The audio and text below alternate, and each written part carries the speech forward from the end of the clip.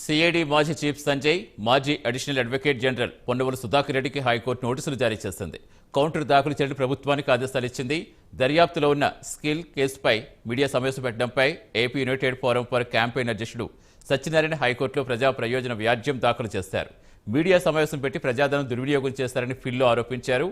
ఈ ఫిల్ పరిశీలించి నోటీసులు జారీ చేసింది హైకోర్టు. కేసు విచారణ సెప్టెంబర్ 9కి వాయిదా వేస్తుంది.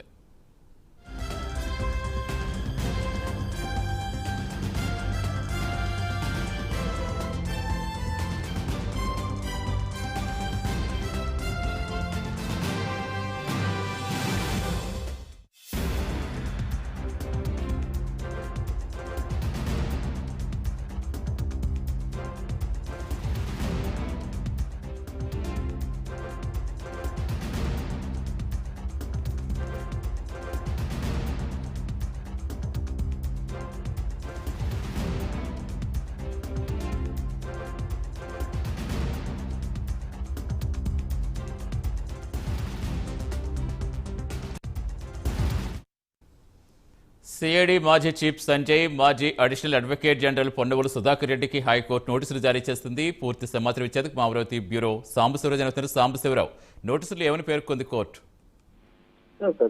చూస్తున్నట్లయితే సిఐడి మాజీ చీఫ్ సంజయ్, అదేవిధంగా మాజీ అడ్వకేట్ జనరల్ అయినటువంటి పొన్నవలు సుధాకర్ ఇరువురికి కూడా హైకోర్టు అయితే నోటీసులు జారీ చేయడం జరిగింది. మొత్తం మీద ఇరువురిని కూడా అటు ప్రభుత్వానికి కూడా కౌంటర్ దాఖలు చేయాలని కూడా ప్రభుత్వానికి ఆదేశం కూడా జారీ చేసినటువంటి పరిస్థితి. దర్యాప్తులో ఉన్నటువంటి స్కిల్ కేసుపై మీడియా సమావేశం పెట్టడం పైన హైకోర్టు ప్రజా ప్రయోజనాల రాజ్యం నడిచినటువంటి పరిస్థితి.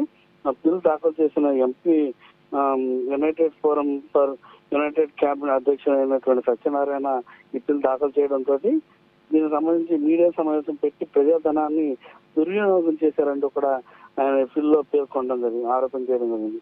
ఈ బిల్లును పరిశీలించి నోటీసులు జారీ చేసినటువంటి ప్రధానమంత్రి ధర్మాసనం కేసు విచారణ సెప్టెంబర్ 9కి వాయిదా వేయడం జరిగింది.